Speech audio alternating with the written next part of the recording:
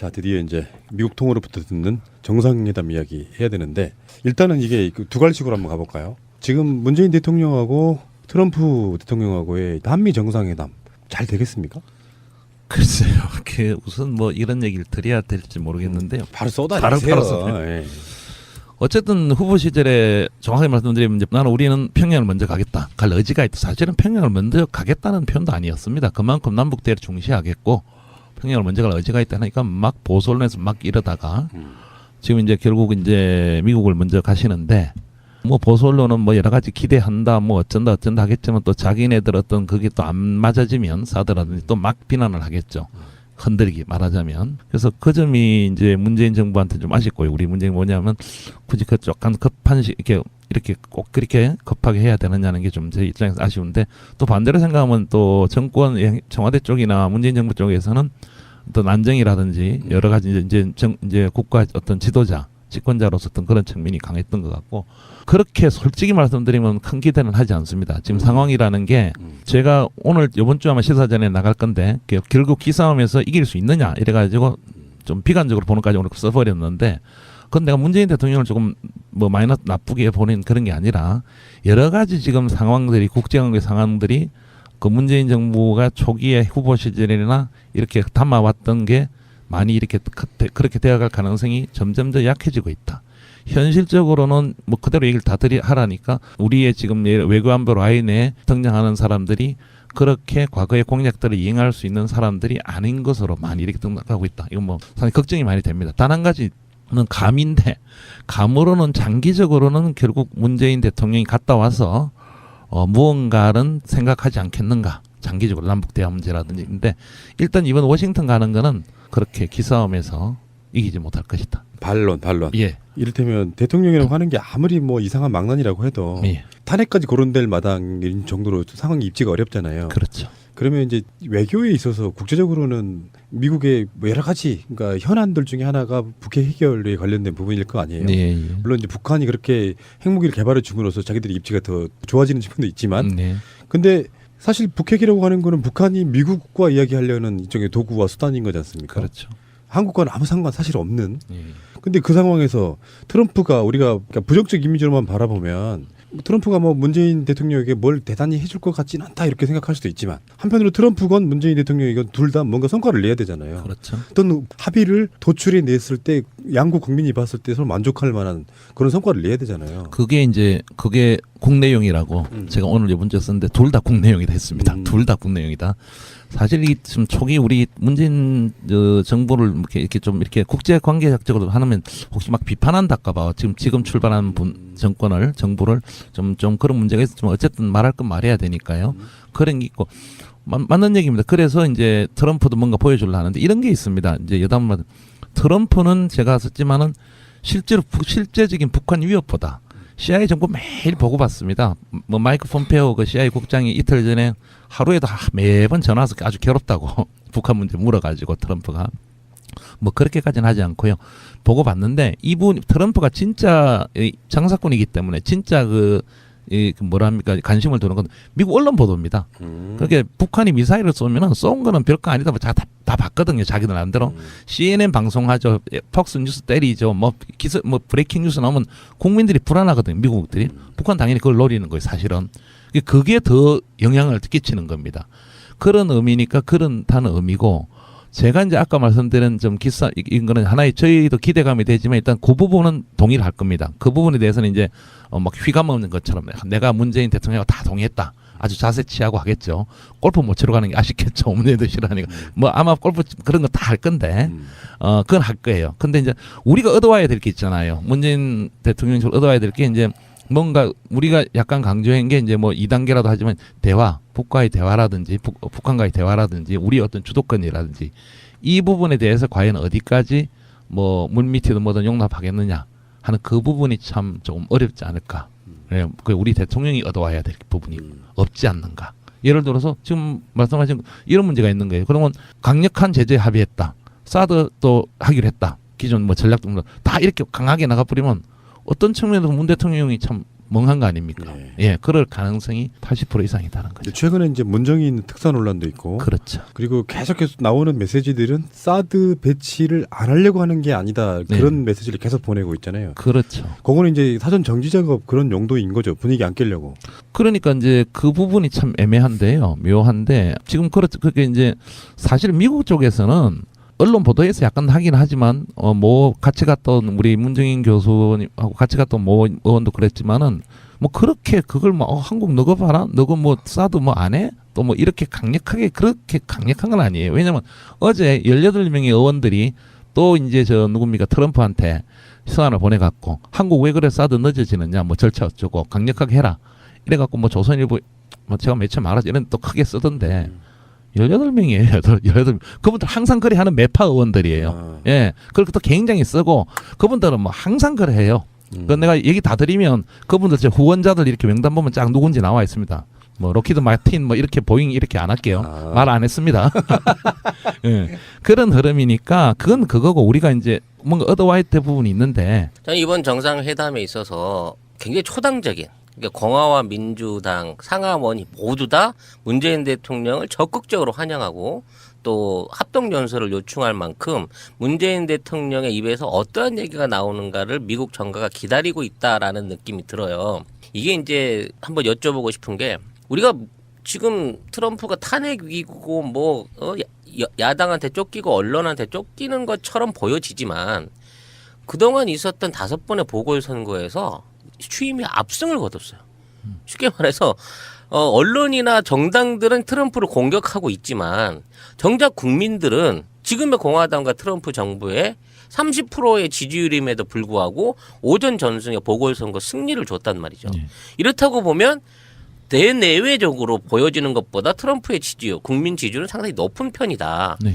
따라서 이거에 그 트럼프 저지에 실패한 공화당이 아닌 민주당 쪽에서 문재인 탄핵을 통해서 등장한 세계적인 이슈를 끌고 있는 민주적 대통령 문재인을 자기네들이 트럼프 견제를 위한 용도로 활용하려 할 것이고 반대로 그걸 막으려고 하는 트럼프의 입장에서는 뭐 민주당의 기세를 또는 민주당과 문재인 대통령하고의 어떤 5월 동조를 막아내기 위해서 어느 정도 대한민국에도 일종의 단근을 던져야 되지 않느냐는 지적도 있는데 그 부분에 대해서는 어떻게 생각하세요? 앞부분에는 좋은 지적인데 어제 우리 시간 어제죠. 대법원에서 지금 반이민 행정명령이 이제 뭐 저기 1심 법원 그다음에 저 연방 항소법원 2심에서 다 이렇게 이제 막혀져 가지고 트럼프가 이제 못했습니다. 행정명령을. 어제 대법원에서 이겼어요.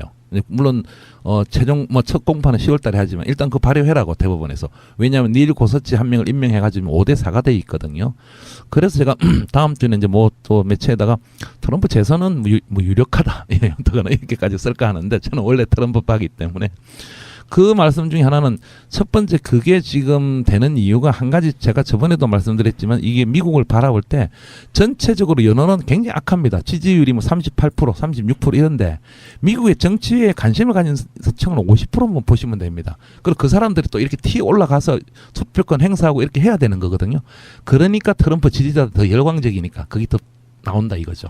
그리고 그런 측면을 우리가 한번 또 봐야 되는 거고 두 번째 민주당과 공화당에는 상당히 예리하신 어떤 생각 추측이신데 그까지는 제가 뭐 그럴 가능성까지는 정확하게 모르겠고 한 가지는 이제 또 한 말씀 더 드리면 굉장히 비상합니다. 그냥 우리가 막말한다 뭐 이렇게 뭐 어쩐다 하는데 제가 예상을 하면 이런 겁니다. 제가 조금 말씀을 드리면 사드 관련해도 간단히 얘기할 거예요. 아주 무식한 척하고 무대표로 얘기합니다. 문재인 대통령 하면은 그 사드 왜 15% 안 내? 분명히 얘기할 겁니다. 문재인도 벙찌겠죠.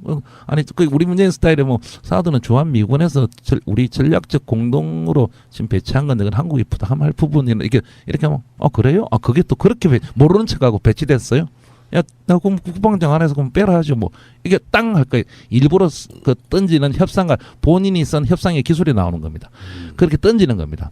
그러니까 무대뽀로 무식한 척, 에이 그거 해야지. 왜 안 하고 있어 이런 식으로 던진다는 거죠. 예의 없이. 우리 뺀다고. 전화도 끊은 사람입니다. 전화도 다 끊고 오스트레일리아 통화하다 전화 끊어버리고 전화 집어 던지고 이래요. 그건 뭐 다 나온 거. 아주 작전적으로 이제 세나리오 말씀을 드릴게요.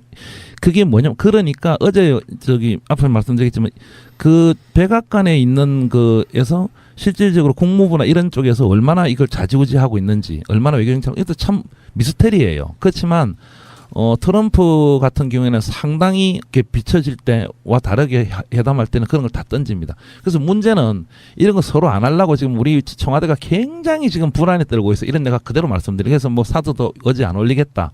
굉장히 심기를 좀 보는 것 같고 한데, 문제는 뭐가 있냐면 내부적으로 하다 기자회견, 공동 기자회견 해야 되거든요. 누가 물어보면 트럼프가 뭘 할지 모르는 거예요.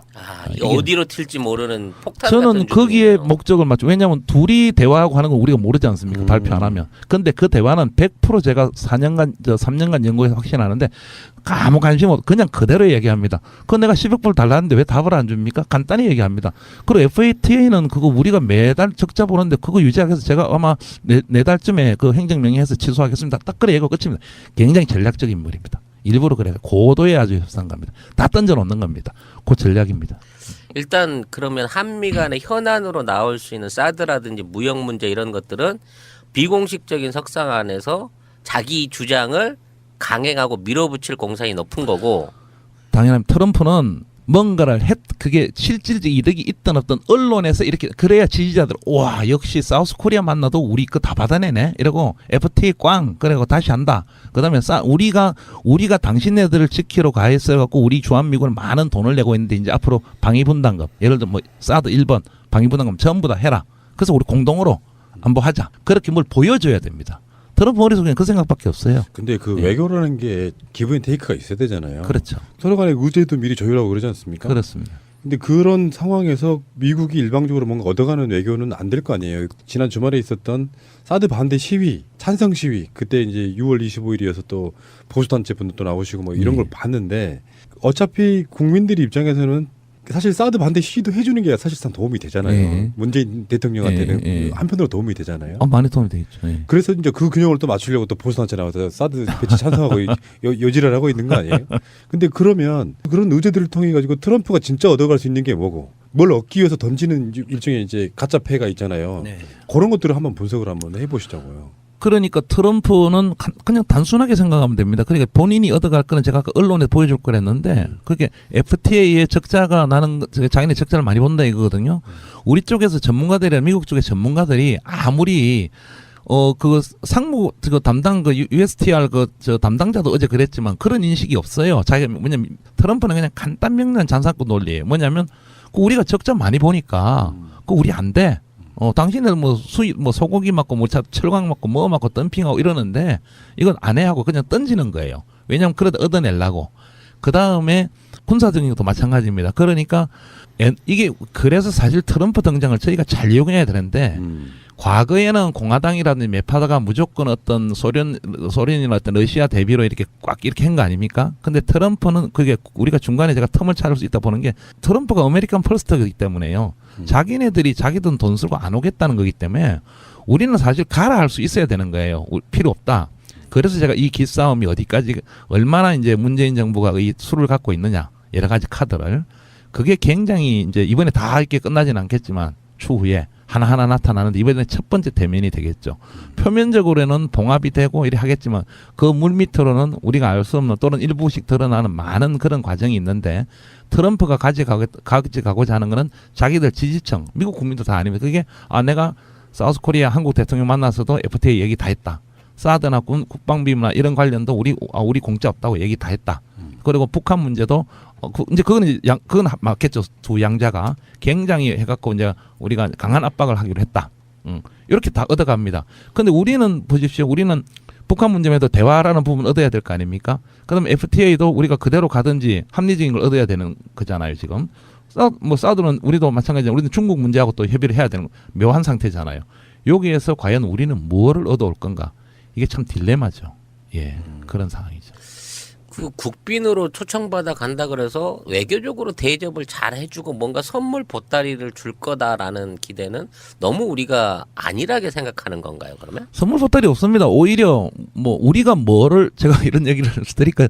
뭐를 선물해야 될까 고민하는가 봐요. 그래서 내가 참 기사로 쓰기도 그렇고 뭐냐면 뭐 호주 총리가 뭐 황금 골프채를 줬는데 우리는 뭘 해야 하고 굉장히 고민하고 저번에 저기 홍석현 회장 갔을 때 아주 그 진술을 아주 금태 이렇게 뭐 진짜 그러니까 트럼프가 아주 좋아했다는데 약간 저자서 얘기를 지금 보이는데 이거 제가 새날에 얘기 안 하려 했는데 물론 이건 들리는 얘기입니다. 그래서 뭐를 이게 물론 좋은 의미에서 외교적으로 보자면 양 정상이 처음 만나는 거니까 이렇게 이제 잘 이렇게 분위기 모두를 모아야 되니까 근데 그런 고민을 많이 한다는데 반대로 그 트럼프 쪽도 우리 문재인 대통령을 잘 대우하고 뭐 이렇게 좀 해야 되는데 미국 쪽 라인을 보면 그런 게 별로 없어요. 32번째입니까? 8번째 만나는 대통령이고 굉장히 지금 우리 시각에서 보니까 야, 한미 정상회담 굉장히 중요하고 북한 문제 있고 이러는데 미국 쪽 시각에서 트럼프나 백악관의 시각에서 뭐 그냥 회담.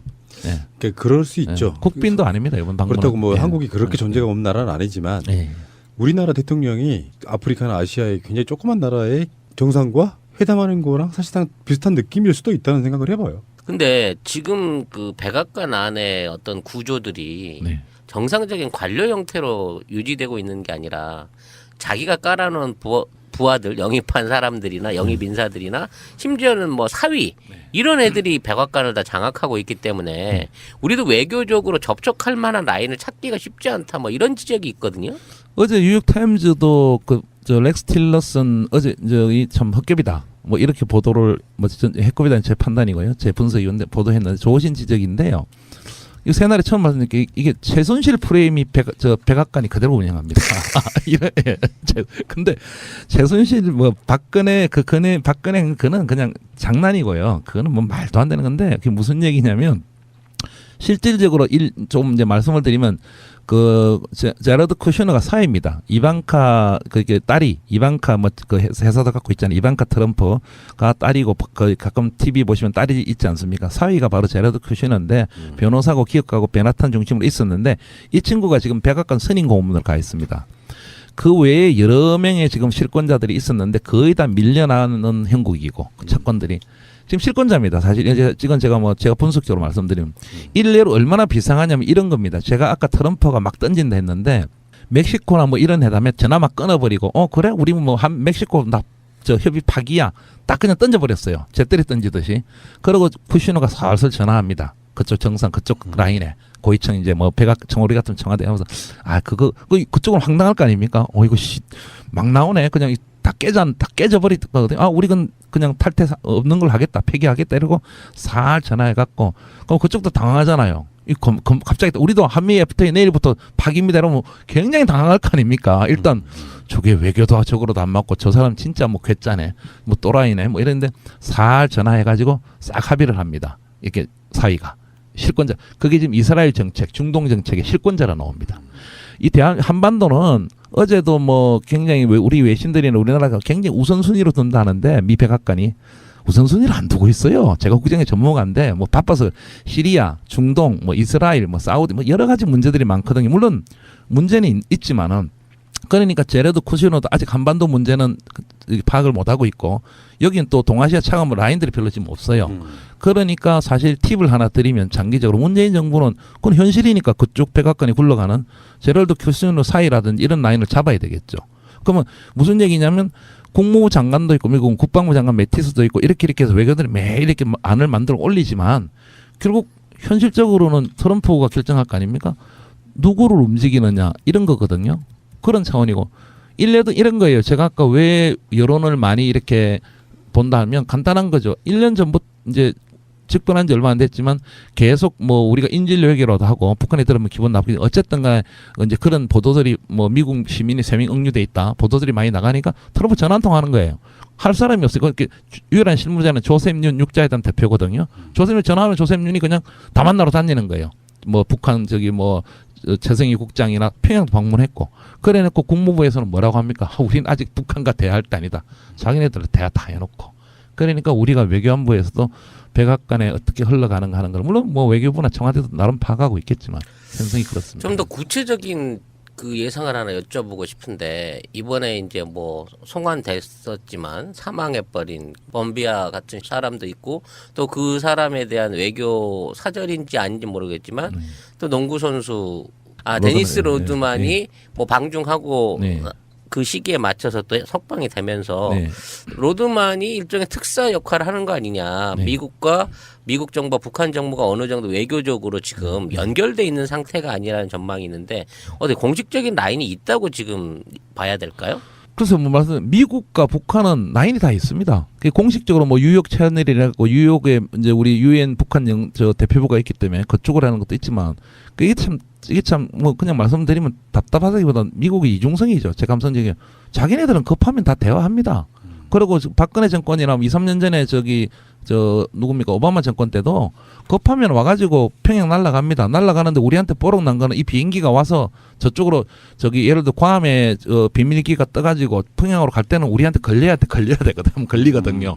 그래서 우리가 알아갖고 뭐 동아일보 이런 데 특정하고 비밀 방북했다는데 심심하면 가는 거예요. 그래서 지금 이런 그게 요번에 한미 협상 할 때도 굉장히 그 기술을 잘 써야 된다는 게 문 밑으로는 우리가 엄한 얘기를 다 해야 되는 겁니다. 당신네들은 그 뭐라고 하느냐면 그렇게 하니까 미 국무는 그거는 인권의 문제였기 때문에 이제 석방의 문제는 우리는 만났다. 이렇게 발뺌을 하는데 인권의 문제 따지면 우리나라가 더 많지 않습니까? 남북 이산가족이 더 뭐다. 국무부나 미국이 북한 만나듯이 하면 우리는 내일이라도 당장 만나야 됩니다.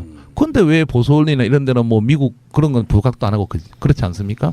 라인이 다 있고 언제든지 만나고 불과 얼마 전에 조셉윤이 그렇게 하면서 육자전 대표라는 사람이 그거 다 노르웨이에서 만났다 인정하고 또 평양도 갔다 왔잖아요. 물론 원비어 데리고 왔지만은 다는 못 데리고 어쨌든 자기네들 인권적으로 그런다는데 우리는 남북 관계에 못할 이유가 뭐 있습니까? 그렇지 않습니까? 그런 거를 잘 파고 들어야 되겠죠. 조신 아주 지적이 있어요. 비밀 접촉이든 뭐 공식 접촉은 북미 간에는 늘 있고 지금도입니다. 오늘도 뭐 할지도 몰라요. 답답한 건 남북 간에 과연 채널이 있느냐가 참. 외교라는 게 아까 초반에도 말씀하셨는데 사실 외교는 보여주기잖아요. 그렇죠. 지지의 여론을 등에 업는 거. 네. 실제로 만나서 해야 될 이야기는 사실 양쪽이 비슷할 것 같아요. 네. 알려진 거 이상도 해도 있을 수가 없는. 네.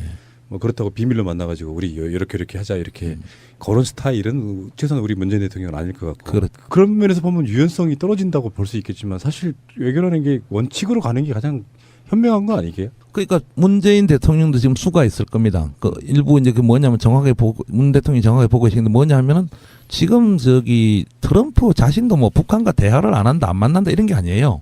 언론에서 횡설수설하다는데 뭐라고 했냐면 햄버거 먹고 대화하자. 그리고 굉장히 국가 영리한 친구다. 그다음에 내가 기쁜 마음으로 만나겠다. 또 최근에는 백악관에서 국무부니까 그 논평 중에 보면은 제가 여러 논평을 제가 보도는 아니지만 이런 게 있어요.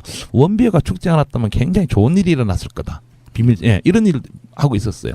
그러니까 그런 걸 다 종합할 때 우리 문 대통령이 이틀 전에 뭐라 했냐면 내가 이래 말하는 것도 트럼프 대통령과 차이가 없다. 왜냐하면 그런 말을 한 적이 있거든요. 그런 걸 협상에서 이용해야죠. 뭐냐면은 지금 제가 아까 좀 말씀드렸지만 미 국무부나 매파에 있는 미 국무부 국방부 매파들은 근본적으로 대통령을 좌우하랍니다. 그럼 대화 안 할래요. 자기는 패권주의이기 때문에. 치고 나가야 무기 더 팔아먹고 이렇거든요. 근데 트럼프라는 걸 우리가 또 이용을 할 수가 있는 거예요. 왜냐하면 그 트럼프도 매일 정부 보고 받으니까 참 머리가 아프거든요.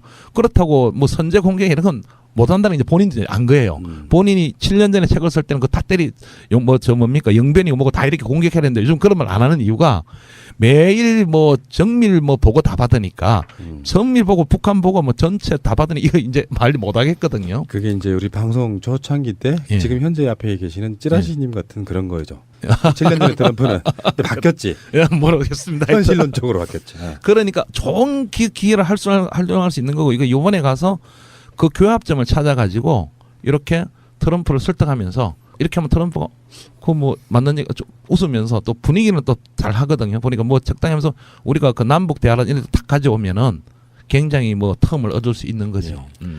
지금 이제 10년 주기로 우리 정권이 바뀌었고 저쪽은 이제 8년 주기로 정권이 바뀌고 있어요. 계속 재선에 성공하면서. 근데 이게 엇갈리기 시작하면서 우리가 민주정부가 서면 저쪽에 공화당이 보수정부가 들어오고 우리가 보수정권이 들어섰을 때는 저쪽에 민주정권 오바마 시절을 보냈단 말이에요. 그러다 보니까 뭔가 이렇게 이제 중첩돼서 가는 게 없는데 이런 그 엇박자가 실제로 그 한미 정부나 외교를 하는 데 있어서 걸림돌이 될 수 있을까요?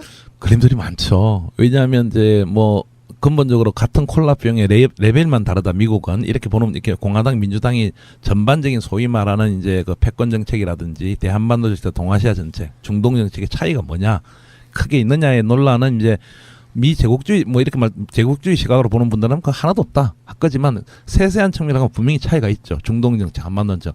그런데 참 말씀 잘 하셨지만 과거 우리 김대중 정권 때 정부 때 저기 부시 만나가지고 예. 또 노무현 대통령 마찬가지고 서로 안 맞는 좀 이렇게 그런 측면이 제가 국제관계하면서 많이 있었어요. 근데 이번에 또 역시 문재인 대통령이니까 저기 공화당이고 또 특이한 트럼프를 만난단 말입니다. 근데 거기 하나 그렇게 좀 아쉽죠. 근데 이게 역으로 또 할 수도 있어요. 일단 트럼프는 공화당 메인은 아니거든요. 이 뿌리가. 하긴 그렇죠. 예, 네. 뿌리가 주류는 아니었죠. 예, 주류는 아닙니다. 최근에 이제 뉴트 칸그리치 전 하원 의장이 책을 하나 냈는데 트럼프 이야기 보면 뭘 하냐면 저도 그거 깜짝 놀랐는데 트럼프 그냥 이렇게 막 달래라 이렇게 막 가르치려 하지 마라 이러면서 표현 중에 하나 재미난 표현이 뭐냐면 트럼프는 맨하탄의 상류 사회 출신이 아니다. 그래서 그냥 퀸즈 중산층이다 이런 표현이 있어요. 이게 뭐냐면 좀 잘 사는 집안은 맞아요. 그게 독일에서 와가지고 아버지가 부동산 했거든요.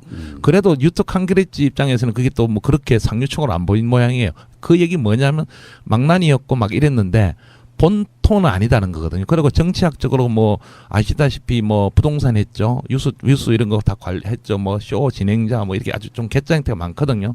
그러니까 공화당 본류는 아니니까 그 텀을 우리가 할 수는 있어요. 그리고 이런 것도 있죠. 또 역으로 생각하면 만약에 앞으로 문재인 정부 시절에 남북 간 또는 북미 간 또 저 한미 간 뭐 이렇게 상박관계 뭐 협상이 만약에 된다면 만약에 협상이 이제 하나 된다 뭐 예를 들어 9.29 성명이나 이런 거 뭐 된다면 공화당이 한 거 아닙니까? 그죠? 그러니까 이게 바뀔 리 없겠죠. 미국 쪽에서는. 예. 그런 우리의 어떤 좋은 보점인데 아쉽습니다. 어떻게 항상 민주정부에서는 미국이 민주당이 정권을 못 잡을 때입니다. 예. 근데 그 다른 질문인데 네. 강경화 장관 임명한 배경에는 이제 그의 그 유엔에서의 폭넓은 어떤 국제 인맥 이런 것들을 활용해 보겠다는 그것도 저는 포함되어 있다고 보는데 예. 강경화 장관이 문재인 대통령을 동행했을 때 예. 따라올 수 있는 시너지 효과 같은 게 뭐예요? 강 장관님 후보자 시절에도 여러 가지 주로 야당 쪽에서 막 그렇게 당신은 뭐 대중외교나 중국하거나 이런 게 한 경험이 없지 않느냐 이러니까 우리가 유엔에서 하는 건 매일 그런 협상하는 거다 이런 얘기도 하지만 많이 부족할 겁니다. 그리고 본질적으로 한미 관계나 북미 관계나 이런 건 유엔하고 관계가 있는 게 아닙니다. 왜냐하면 유엔에 미국 파고 워낙 세거든요. 그리고 부분적으로 이게 유엔 안보리 같은 경우 중국과 러시아만 동의하면 이게 거부권 다 끝나는 거 아닙니까? 그래서 어떤 차원이 어떻게 그 인맥이라는 게 이런 게 어떻게 있을지 모르겠는데 모양새로는 많이 좋죠. 한국의 여성 장관. 근데 실질적으로 그게 과연 얼마나 효력을 나타낼 때는 조금 아쉬움이 있다는 걸 제가 방송이지만 말씀을 드리는 거 아직 잘 모른다는 거 아니에요? 그렇죠. 네. 예, 지금 이제 뚜껑을 열어봐야 되는 형태고 지금 유엔에서 어떤 경험과 어떤 한미 간에 또는 북미 간의 어떤 그게 어떻게 펼쳐질지는 우리가 두고 봐야 되는 거고. 예, 그런 형태죠.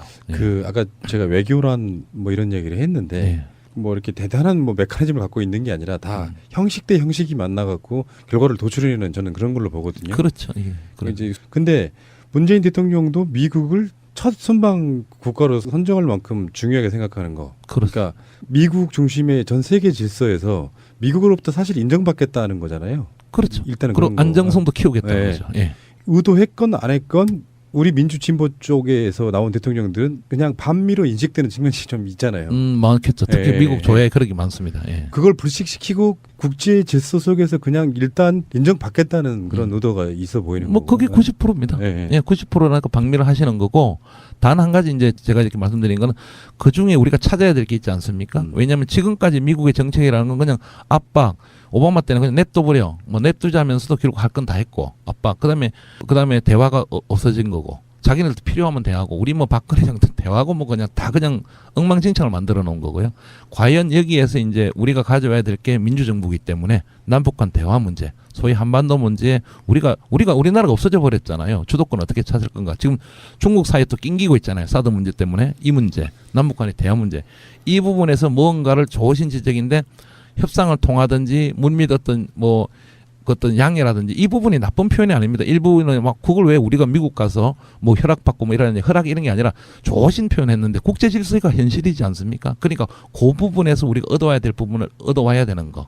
이게 지금 하나의 우리가 받아올 거죠. 그러면 문재인 대통령이 트럼프하고의 회담 과정에서 물론 이제 회담 결과라는 게 쇼킹한 건 없을 거예요. 이미 다 예상이 되는 거라서. 그렇죠. 그거 다 나와 있습니다. 그 북핵 해결을 위해 서로 노력한다 뭐 이런 정도 나오겠죠. 나오겠죠. 근데 실제로 문재인 대통령이 트럼프를 만나서 얻을 수 있는 최대의 외교 성과는 뭐라고 생각하세요? 두 사람이 물밑합이죠. 문재인 대통령이 할이라고 봅니다. 아마. 그래서 어제 문정인 그다음에 또 누구죠?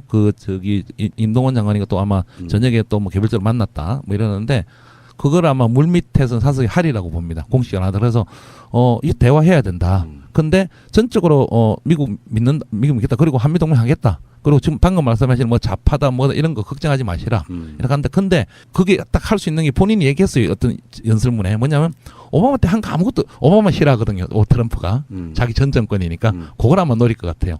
오바마 때 아무것도 못했지 않느냐 하니까 그건 아마 동의할 거거든요. 트럼프가 좋다고 웃으면서 아무것도 못했지. 어떻게 그냥 놔두실 거냐? 아니니까 그렇다고 미국이 바로 북한하고 대화하는 건 그러니까 딱 그 키입니다. 그러니까 내가 이제 할 테니까 내가 하겠다. 이렇게 하고 이렇게 딱 합의를 해오는 거죠. 우리가 내줘야 될 것은 FTA인가요? 그러니까 지금 제가 말씀드리는 게 기싸움이라는 거죠. 그렇게 할 때 트럼프가 뭘 요구할 거 아닙니까? 근데 트럼프가 굉장히 현실적이에요. 그 우리가 이게 뭐냐면 그러면 뭐 FTA를 어떻게 해달라 이렇게 다시 협상하자. 이러면 그래서 나도 돈 내라든지. 트럼프는 10억 달러 1 빌리언 내라는 겁니다. 그냥 그 사람은 그렇게 무식한 거예요. 무식이라는 거. 그럼 아니면 그냥 그거는 그래 그러면 저기 방위비 뭐 얼마라 하던데 한 80% 부담하시라고. 딱 그래 해요. 아주 돈을 바라겠죠. 아주 그냥 기가 막힌 그렇게 나가는 건데 그 부분에서 이제 뭐가 이제 할지 모르겠는데 어쨌든 제가 그래서 물밑이라는 게 요번에 이제 첫 만남이고 공식적인 만남이고 많은 실무회담다고 이제 물밑으로 얘기도 많이 하겠죠. 가장 우리 문재인 대통령이 뭐 받아오던 서로 간에 협의를 하던 이런 게 바로 이제 대화에 나서는데 내가 북한과 대화를 하겠다. 그리고 그거를 양해하고 좀 도와달라. 그렇게 나가자. 요걸 하나 얻어와야 된다고 보는 거죠. 지금 이제 일정이 대충 발표된 걸로 보면 정상회담은 이제 30일 날로 예정이 돼 있고 예. 그 이외에 앞뒤 그 행사에 대한 구체적인 그 내용들이 없어요. 근데 강경화 장관은 22일 날 얘기를 하기에 이번에 굉장히 많은 행사가 준비돼 있다. 그것들을 잘 치르겠다라는 얘기를 했거든요. 네. 그래서 아마 공식적인 어떤 그 의전 행사, 정상회담이라고 하는 거 이외에 그 나머지 아까 말씀드린 여러 단계의 물밑 접촉을 시도할 것으로 예상이 되고요. 그걸 통해 갖고 민주당 내 지지파들이라든지 국무성 안에 또는 뭐 국방부 안에 있는 여러 개 계파의 정치 세력들과 분명히 개별적인 만남 내지는 회담을 가질 공산이 높아 보입니다. 즉 가서 트럼프하고 부딪히는 시간은 최소화돼 미국을 움직이고 있는 상하원이라든지 기타 국무부들의 실무자들과 만날 수 있는 기회를 많이 만들지 않을까. 또 그런 부분을 위해서 강경화 장관이 굉장히 많은 어떤 프렌드를 준비해 놓고 있다라는 그 내부적인 관측이 좀 있거든요. 그래서 저는 이제 이번에 말씀하신 대로 동의는 합니다. 저 또라이는 만나가지고 어떤 나라 정상한테도 좋은 이미지를 남긴 적이 없어요. 마크롱 그랬죠. 나토 그랬죠. EU 그렇죠. 아베도 질려버렸거든, 쟤한테는. 그러니까 저 친구는 어떤 나라 정상을 만나도 면박 주고 지 얘기만 하려고 할 거예요.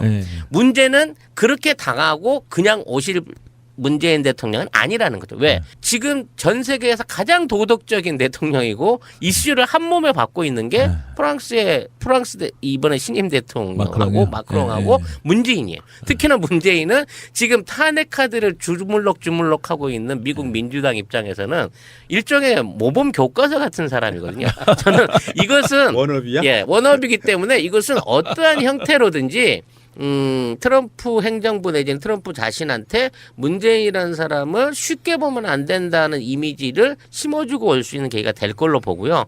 직접 이번에 선물 보따리를 못 받아낸다고 하더라도 그 이후에라도 어떠한 형태의 한미 관계를 좀 개선할 수 있는 지금까지 좀 일방적이지 않았어요? 이런 관계를 개선할 수 있을 여지가 되겠다라는 기대는 저는 개인적으로 하고 있습니다. 그래서 여기서 여쭤보고 싶은 게 이제는 한미 일의 관계인 거예요. 이 지금의 그 국무장관이 올 2월 달에 미국은 일본하고는 동맹이긴 하지만 한국과는 그렇지 않다. 즉 세컨더리다. 일본이 우리에겐 더 중요한 우방이고 그 다음 순서가 한국이다라는 취지의 발언을 해서 굉장히 외교적으로 그 파장이 있었던 적이 있습니다. 예. 그래서 그 이후에 이제 우리 외교가 미국에 의해서 배척당하고 네. 마치 일본을 한 단계 거쳐서 오는 음. 그런 단계로 가지 않느냐라는 상황이 생겼는데 일단 트럼프가 들어오면서 그동안 오바마가 했던 모든 정책을 뒤엎었고 그것 때문에 일본은 핵심적인 뭐 NTP라든지 뭐 지금 있는 아시아 투자은행이라든지 지금의 중국을 견제하기 위한 미국의 국방 정책, 또 일본에 대한 군사력 강화 정책 이 모든 게 거의 백지화에 돌아간 상황이나 마찬가지인데 이제 앞으로 일본과 한국 그리고 미국의 정치적 위상이 좀 변화될 수 있는 여지는 있을까요? 그 좋으신 지적인데 뭐 여러 가지 얘기하셨는데 한미일 관계는 미일 동맹입니다. 이건 뭐 그대로 말씀드리고 국장에게 뭐 그렇게 그때 문제가 돼서 파트너라고 했다가 하니까 국무부도 그거 아니다 이랬지만 솔직히 이래 보면은 일본 더 중요시하고 그래서 일본 차원에서 한미일 하라고 자꾸 하는 거예요. 트라이 바이링걸 다 트라이 이렇게 삼중 삼각 동맹 하자. 계속 그만큼 한국이 부각이 안 됐고 없었다는 거예요. 그래서 좋으신 점인데 하나 저도 이제 긍정적으로 보는 거는 그렇게 예감하고 있는데 저도 사실 그러면 누가 물은다면 이 우리 문재인 대통령이 노무현 대통령 때도 있어봤잖아요. 비서실장도 하고 외교 장관으로 있지는 않지만 다 내막을 알 거거든요. 그리고 또 재수를 뭐 쉽게 말해서 재수를 해가지고 대통령 되셨잖아요. 그렇게 뭔가 지금 알 겁니다. 알아서 저도 하나 기대하는 거는 뭔가 알고 있을 거다 이 흐름을. 그래서 요번에 가서는 내가 그렇게 만만치 않다. 그런 걸 아마 뭐 그게 키겠죠. 과연 뭐로 보여줄 거냐. 그렇게 보여주면서 한국이라는 어떤 상대도 있다는 거를 부각을 해야 되는 처음으로 하는 거고 일례로 이런 거죠. 중국 이거 얘기 좀 재미난 얘기 하나 드리면 뭐 추측이지만 시진핑이 거의 빰 맞은 그냥 형국 아닙니까? 뭐냐면 박근혜 대통령이 저기 좀 막루대 올라가갖고 뭐 타고 하다가 중국에서 남한 대통령 불러갖고 대단히 잘한 거 아니? 뭐 이렇게 했는데 푸틴 다음으로 대접해줬죠. 싹 했는데 갑자기 그냥 샤드 합의하고 뭐 어쩌고 뭐 모르겠어 일 여담이면 뭐 시진핑 대통령 전화 통화 안 된다고 삐져갖고 그랬다는데 그만큼 이게 엉망진창인데 박근혜 정권이 완전히 우리나라가 지금 중국하고 꽝된 거예요. 이 부분 사실은 한미 정상회담 대함에 바로 우리가 찾아야 될 거는 사드 문제도 기본이죠. 그것뿐만 아니라 한중 간의 관계. 이것도 우리가 수출 근무 이런 것도 다 일본 1순위고 우리 경제가 달린 거 아닙니까? 미국보다 더하게. 이게 굉장히 큰 차원이고 이런 걸 아마 파악하고 있을 거라고 봅니다. 그래서 이번 한미 정상회담에서 이제 우리 자리 찾는 게 가장 중요하다 보고 지금 말씀하신 대로 물으면 어쩔 수 없이 말하는 게 한미일에서 보면은 미국 입장에서는 국무부든 국방부든 한국 별로 안 봤어요. 그래서 그런 발언에 그 실수가 나오는 겁니다. 그리고 뭐 한미일 강조하고 이러는 건데 이제 이거 한국의 민주정부 소위 말해서 촛불 민심 촛불 혁명 들어서 민주정부가 이 만만치 않네. 그냥 우리 막 못 가겠다. 아무것도 우리가 우리 자리를 딱 이렇게 나타내 줘야 되는 거죠. 그래 하실 수 있지 않을까 생각은 해요. 근데 참 그 이제 저도 기대 반 여러 가지 어떻게 될까 이렇게 지금 보고 있습니다. 트럼프가 그 젊은 마크롱 대통령 손을 꽉 잡아서 악력 자랑했다가 거기서 뭐 뿌리침 당하는 꼴도 당하고 했지만 아베 15초 잡은 거를 연구를 해가지고 계산을 해가지고 꽉 잡은 거잖아요. 그 문재인 대통령도 그런 도발이 있을 것 같다는 생각은 좀 해봐요. 근데 문재인 대통령은 선거 기간 동안 수십만의 사람들과 악수를 하신 악력의 제왕이십니다. 이번에 한번 혼내주실 수 있을 거예요. 특전자 출신이니까. 그래서 저는 젊은 문재인 대통령과 나이든 트럼프의 어떤 그 비교 내지는 국제 위상 관계가 비록 겉보기에는 우리가 미국에 어느 정도 밀려 있는 모양으로 보지만 그거를 단편적으로만 이렇게 보이는 걸로만 해서 우리가 지난번 해왔던 박근혜 이명박 정부가 했던 굴욕 외교가 아닌 그래도 버틸 건 좀 버텨주는 모습을 보여주길 기대하거든요. 그러니까 실리를 얻는다기보다는 난 좀 체면을 세워주는 그런 외교와 관계적인 모습을 보여줬으면 좋겠어요.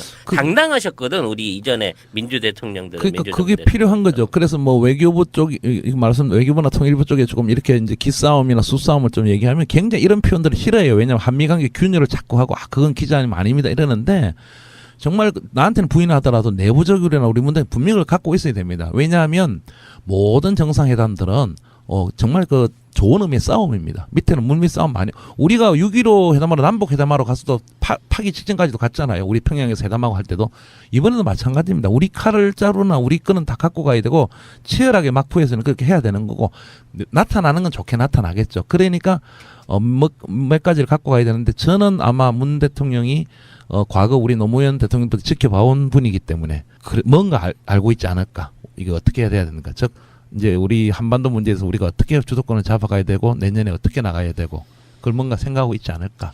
외교라는 게 사인 간의 관계랑 아주 유사한 형태가 있어요. 예를 들어서 지금 미국과 대한민국과 북한만의 관계가 있다 그러면 우리가 완벽한 의리일 수밖에 없는데 중국이 하나 있는 거잖아요.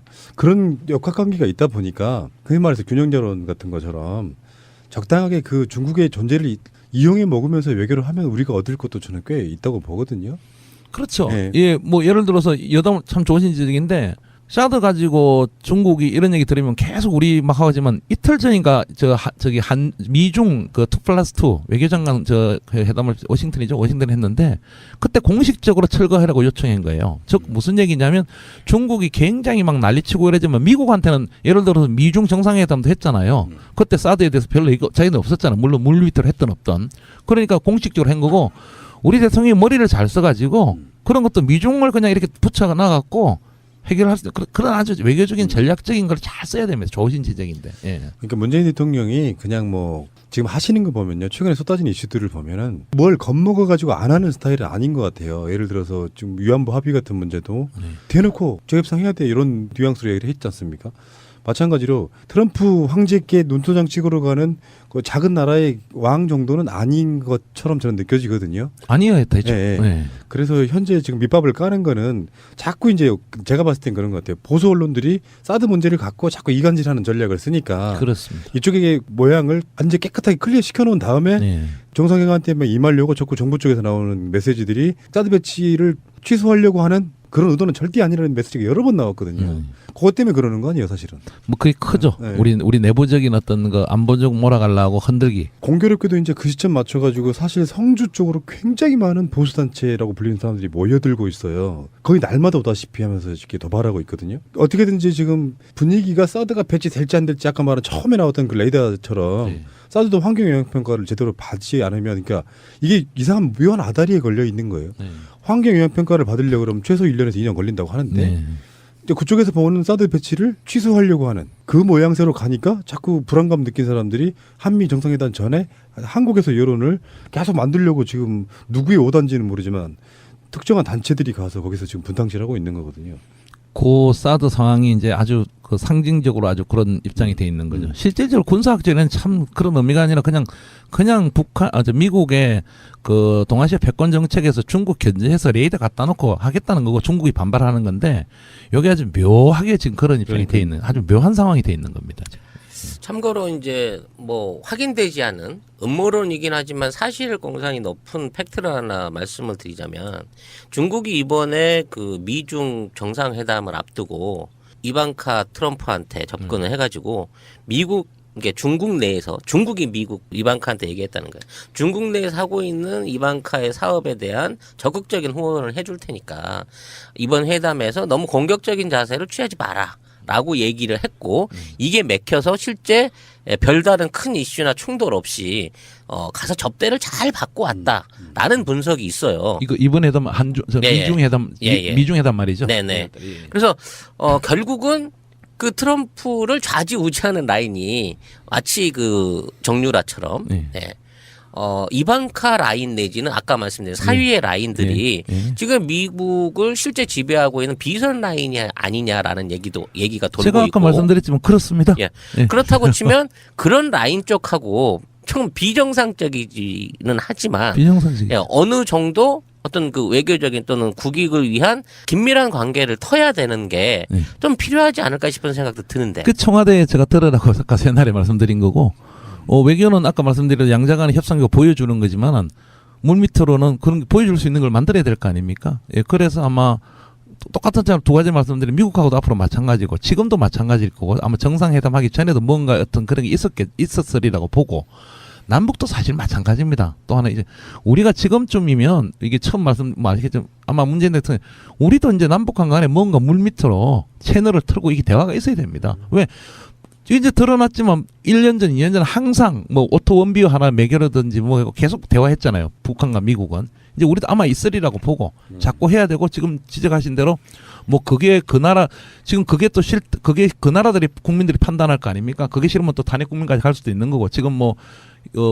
일단 뭐 트럼프가 대법도 이기고 자기들 나름대로 가지만 어쨌든 저게 저렇게 돌아가는 거 그 현실인데 거기에 대한 어떤 도덕적인 문제는 일단 별도로 하더라도 우리는 트럼프 미국 행정부의 백악관 움직이는 게 이방카하고 뭐 쿠셔너 샤위 이런 이들이 지금 여러 가지 어떻게 움직였다 많은 보도가 되고 있거든요.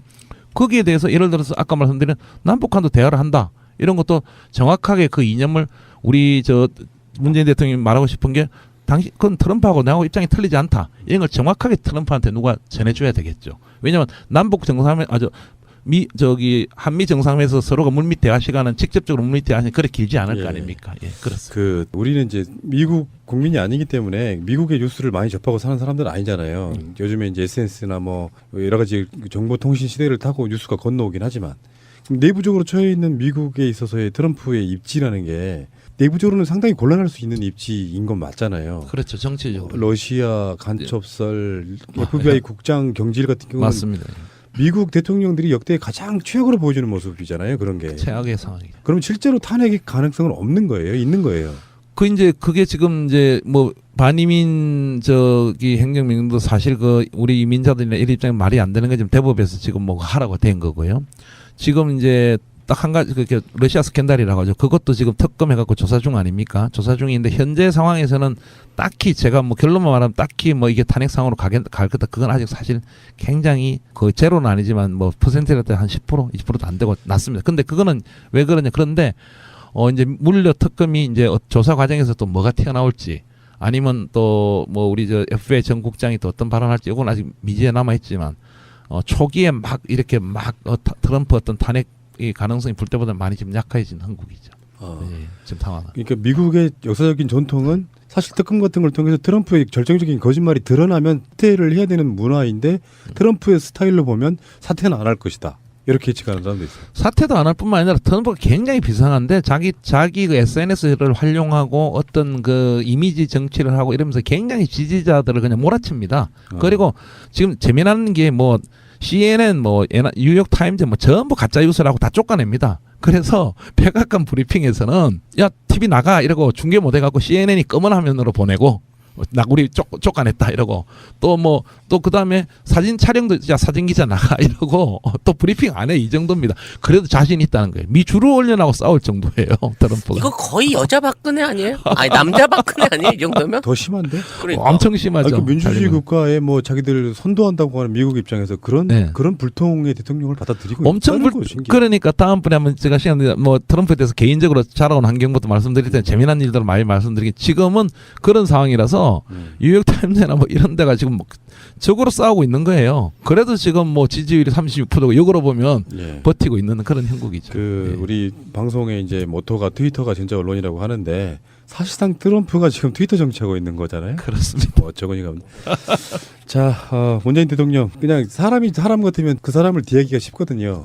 근데 굉장히 이렇게 돌출한 그런 유형의 인간들 같은 경우는 다루기가 좀 힘들어서 어떤 외교적 성과를 거두고 올지 굉장히 우려스럽기도 하고 기대도 되고 그렇습니다. 약간 그 옛날 서희 장군 생각이 나네요. 지금 마치 산채에 혼자 단신으로 들어가서 뭔가 협상을 해갖고 나와야 되는 그런 상황으로 가고 계신 게 아닌가 싶습니다만 그래도 당당하게 굴복시키고 성과를 거둬서 오실 거라고 믿고 싶습니다. 저는 정반대로 하나 봐요.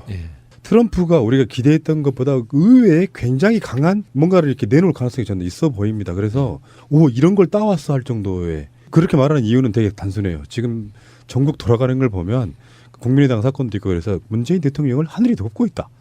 그런 면에서 트럼프가 우리 생각했던 것보다 훨씬 큰 게 나올 가능성이 좀 높다고 봅니다. 뭐 그럴 가능성도 한 가지 저희 말씀드리면 북한 문제가 있기 때문에 네. 트럼프 교육 많이 받았거든요. 그래서 뭐 막말 잘하는데 이번엔 별로 그렇게 막말을 예를 들어서 막말이 아니라 뭐 예를 들어서 부시 정권의 뭐 디스맨 이 사람 뭐 이지맨 쉬운 사람 이런 건 아주 트럼프의 막말도 아니잖아요.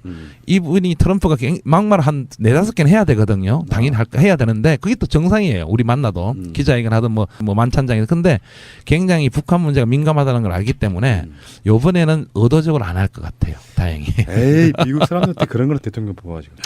자 알겠습니다. 오늘 재밌는 시간이었고요.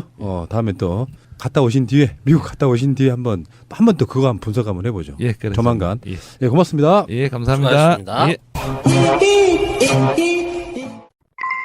쫓기는 것처럼 보여지지만 그동안 있었던 5번의 보궐선거에서 취임이 압승을 거뒀어요. 쉽게 말해서 언론이나 정당들은 트럼프를 공격하고 있지만 정작 국민들은 지금의 공화당과 트럼프 정부의 30%의 지지율임에도 불구하고 오전 전승의 보궐선거 승리를 줬단 말이죠. 이렇다고 보면 대내외적으로 보여지는 것보다 트럼프의 지지율, 국민 지지율은 상당히 높은 편이다. 네. 따라서 이거에 그 트럼프 저지에 실패한 공화당이 아닌 민주당 쪽에서 문재인 탄핵을 통해서 등장한 세계적인 이슈를 끌고 있는 민주적 대통령 문재인을 자기네들이 트럼프 견제를 위한 용도로 활용하려 할 것이고 반대로 그걸 막으려고 하는 트럼프의 입장에서는 뭐 민주당의 기세를 또는 민주당과 문재인 대통령하고의 어떤 5월 동조를 막아내기 위해서 어느 정도 대한민국에도 일종의 단근을 던져야 되지 않느냐 하는 지적도 있는데 그 부분에 대해서는 어떻게 생각하세요? 앞부분에는 좋은 지적인데 우리 시간 어제죠. 대법원에서 지금 반이민 행정명령이 이제 뭐 저기 1심 법원 그다음에 저 연방 항소법원 2심에서 다 이렇게 이제 막혀져 가지고 트럼프가 이제 못했습니다. 행정명령을. 어제 대법원에서 이겼어요. 물론 최종 뭐 첫 공판은 10월 달에 하지만 일단 그 발효해라고 대법원에서. 왜냐하면 닐 고서치 한 명을 임명해 가지고 5대4가 돼 있거든요. 그래서 제가 다음 주에는 이제 뭐 또 매체에다가 트럼프 재선은 뭐 유력하다 이렇게까지 쓸까 하는데 저는 원래 트럼프 파기 때문에 그 말씀 중에 하나는 첫 번째 그게 지금 되는 이유가 한 가지 제가 저번에도 말씀드렸지만 이게 미국을 바라볼 때 전체적으로 여론은 굉장히 악합니다. 지지율이 뭐 38%, 36% 이런데 미국의 정치에 관심을 가진 서층은 50%만 보시면 됩니다. 그리고 그 사람들이 또 이렇게 튀어 올라가서 투표권 행사하고 이렇게 해야 되는 거거든요. 그러니까 트럼프 지지자도 더 열광적이니까 그게 더 나온다 이거죠. 그리고 그런 측면을 우리가 한번 또 봐야 되는 거고 두 번째 민주당과 공화당에는 상당히 예리하신 어떤 생각 추측이신데 그까지는 제가 뭐 그럴 가능성까지는 정확하게 모르겠고 한 가지는 이제 또 한 말씀 더 드리면 굉장히 비상합니다. 그냥 우리가 막말한다 뭐 이렇게 뭐 어쩐다 하는데 제가 예상을 하면 이런 겁니다. 제가 조금 말씀을 드리면 사드 관련해도 간단히 얘기할 거예요. 아주 무식한 척하고 무대표로 얘기합니다. 문재인 대통령하고는 그 사드 왜 15% 안 내? 분명히 얘기할 겁니다. 문재인도 벙찌겠죠. 아니 우리 문재인 스타일에 뭐 사드는 주한 미군에서 우리 전략적 공동으로 지금 배치한 건데 그건 한국이 부담할 부분이나 이렇게 하면 그래요? 그게 또 그렇게 모르는 척하고 배치됐어요? 야, 나 그럼 국방장 안에서 그럼 빼라 하죠. 뭐 이게 땅 할 거예요. 일부러 그 던지는 협상과 본인이 쓴 협상의 기술이 나오는 겁니다. 그렇게 던지는 겁니다. 그러니까 무대뽀로 무식한 척, 에이 그거 해야지. 왜 안 하고 있어 이런 식으로 던진다는 거죠. 예의 없이. 우리 뺀다고. 전화도 끊은 사람입니다. 전화도 다 끊고 오스트레일리아 통화하다 전화 끊어버리고 전화 집어 던지고 이래요. 오늘 뭐 다 나온 거 아주 작전적으로 이제 세나리오 말씀을 드릴게요. 그게 뭐냐면 그러니까 어제 저기 앞에 말씀드렸지만 그 백악관에 있는 그에서 실질적으로 국무부나 이런 쪽에서 얼마나 이걸 좌지우지하고 있는지 얼마나 외교정책 이것도 참 미스테리예요. 그렇지만 트럼프 같은 경우에는 상당히 이렇게 비춰질 때와 다르게 회담할 때는 그런 걸 다 던집니다. 그래서 문제는 이런 거 서로 안 하려고 지금 우리 청와대가 굉장히 지금 불안에 떨고 있어. 이런 내가 그대로 말씀드리고 그래서 뭐 사드도 어제 안 올리겠다. 굉장히 심기를 좀 보는 것 같고 한데 문제는 뭐가 있냐면 내부적으로 하다 기자회견 공동 기자회견 해야 되거든요. 누가 물어보면 트럼프가 뭘 할지 모르는 거예요. 이게 어디로 튈지 모르는 폭탄 저는 같은 거기에 중이네요. 목적을 맞죠. 왜냐하면 둘이 대화하고 하는 건 우리가 모르지 않습니까? 발표 안 하면. 근데 그 대화는 100% 제가 3년간 연구해서 확신하는데 아무 관심 없 그냥 그대로 얘기합니다. 그거 내가 10억 불 달라는데 왜 답을 안 줍니까? 간단히 얘기합니다. 그리고 FATA는 그거 우리가 매달 적자 보는데 그거 유지하기 위해서 제가 아마 네 달쯤에 그 행정명령해서 취소하겠습니다. 딱 그래 얘기가 끝입니다. 굉장히 전략적인 인물입니다. 일부러 그래요. 고도의 아주 협상 갑니다. 다 던져 놓는 겁니다. 그 전략입니다. 일단 그럼 얻어와야 될 게 이제 뭔가 우리가 약간 강조한 게 이제 뭐 2단계라도 하지만 대화, 북과의 대화라든지 북한과의 대화라든지 우리 어떤 주도권이라든지 이 부분에 대해서 과연 어디까지 뭐 물밑이든 뭐든 용납하겠느냐 하는 그 부분이 참 조금 어렵지 않을까. 그래요. 그 우리 대통령이 얻어와야 될 부분이 없지 않는가.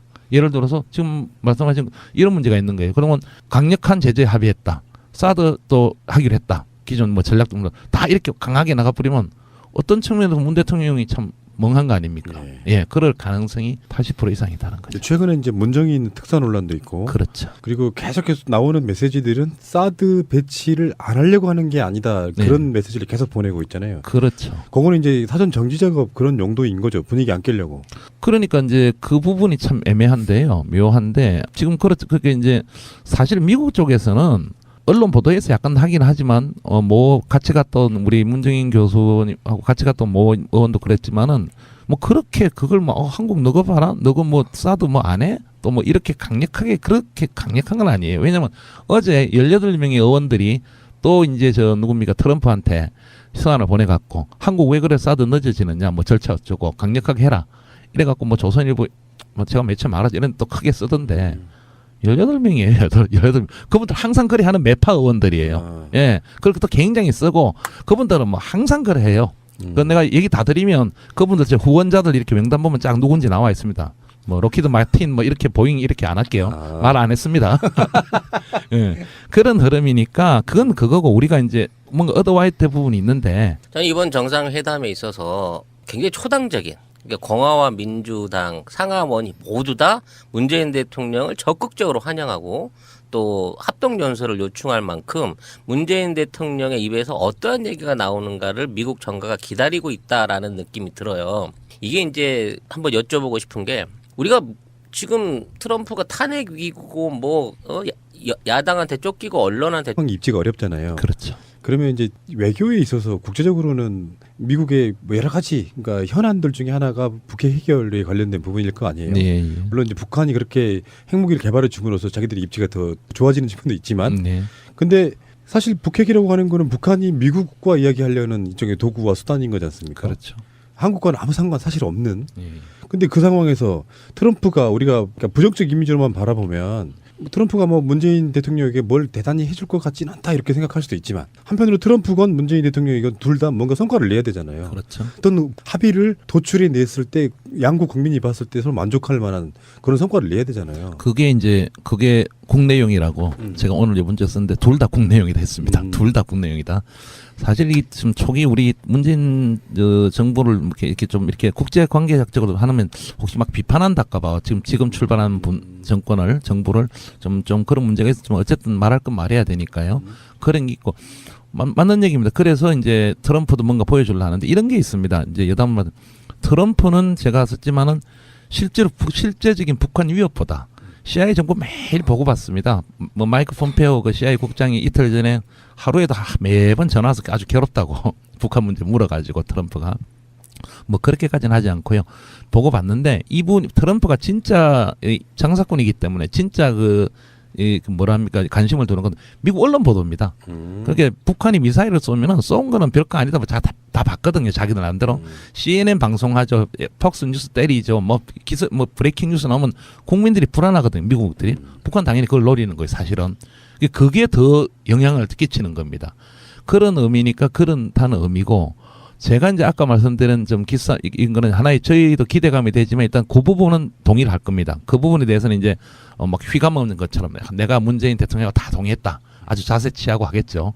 골프 못 치러 가는 게 아쉽겠죠. 문재인도 싫어하니까. 뭐 아마 골프 그런 거 다 할 건데 그건 할 거예요. 근데 이제 우리가 얻어와야 될 게 있잖아요. 문재인 대통령 자, 드디어 이제 미국 통으로부터 듣는 정상회담 이야기 해야 되는데 일단은 이게 그 두 갈식으로 한번 가볼까요? 지금 문재인 대통령하고 트럼프 대통령하고의 한미 정상회담 잘 되겠습니까? 글쎄요.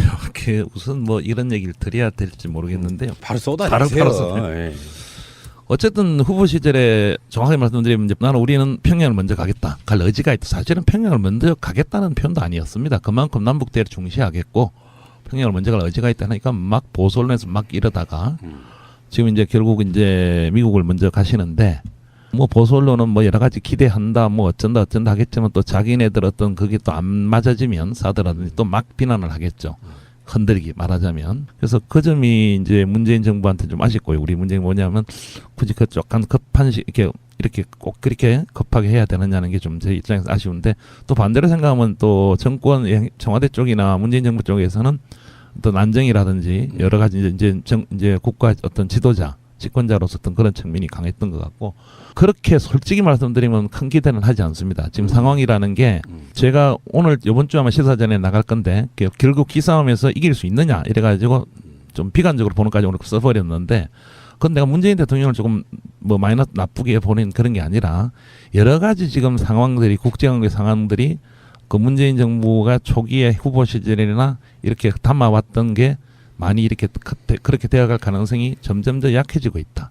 현실적으로는 뭐 그대로 얘기를 다 하라니까 우리의 지금 외교안보 라인에 등장하는 사람들이 그렇게 과거의 공약들을 이행할 수 있는 사람들이 아닌 것으로 많이 이렇게 등장하고 있다. 이건 뭐 상당히 걱정이 많이 됩니다. 단 한 가지는 감인데 감으로는 장기적으로는 결국 문재인 대통령이 갔다 와서 무언가는 생각하지 않겠는가. 장기적으로 남북 대화 문제라든지. 근데 일단 이번 워싱턴 가는 거는 그렇게 기싸움에서 이기지 못할 것이다.